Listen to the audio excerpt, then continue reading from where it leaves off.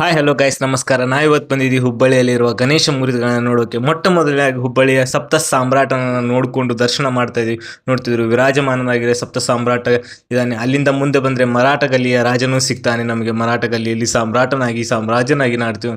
ಮರಾಠ ಗಲ್ಲಿಯ ಮಹಾರಾಜನನ್ನ ನೋಡ್ಬೋದು. ಎಷ್ಟು ವಿಜೃಂಭಣೆಯಿಂದ ಬೆಳ್ಳಿಯಲ್ಲಿ ಅಲಂಕೃತನಾಗಿರುವಂಥ ಮಹಾರಾಜನ ನೋಡುವುದು. ಅಲ್ಲಿಂದ ಬಂದರೆ ಮುಂದೆ ಗಣೇಶಪೇಟೆ ಮಹಾರಾಜನನ್ನ ಮತ್ತೊಮ್ಮೆ ನೋಡುವುದು. ತಂಬೂರಿಯನ್ನು ಹಿಡಿದು ನಾದದಲ್ಲಿ ಇರುವನು. ಅಲ್ಲಿಂದ ಮುಂದೆ ಗಣೇಶಪೇಟೆ ಮತ್ತೊಂದು ಮಹಾರಾಜ ಕಲಾಲ್ಗಲ್ಲಿಯ ನೋಡ್ಬೋದು. ಇವರು ಕೂಡ ವಿರಾಟಮಾನನಾಗಿ ಸಾಮ್ರಾಟನಾಗಿ ಕುಂತು ಸಾಮ್ರಾಜ್ಯನಾಗಿ ವಿರಾಜಮಾನನಾಗಿ ಇದ್ದಾನೆ. ಅಲ್ಲಿಂದ ಮುಂದೆ ಬಂದರೆ ನೆಹರು ನಗರದಲ್ಲಿರುವ ಗಣೇಶನ ನೋಡ್ಬೋದು. ಅವರು ಕೂಡ ವಿರಾಟ ರೂಪದಲ್ಲಿ ವಿಜೃಂಭಣೆಯಿಂದ ಸಾಮ್ರಾಟನಾಗಿದ್ದಾನೆ.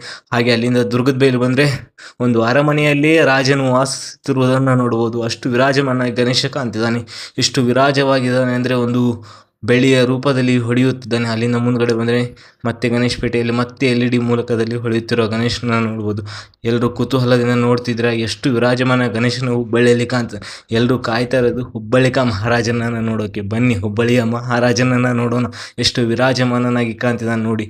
ವೈಕುಂಠ ದರ್ಶನದಲ್ಲಿ ದರ್ಶನ ಕಾಣು ಹಾಗೆ 25 ಅಡಿ ಎತ್ತರದ ಹುಬ್ಬಳ್ಳಿಕ ಮಹಾರಾಜ.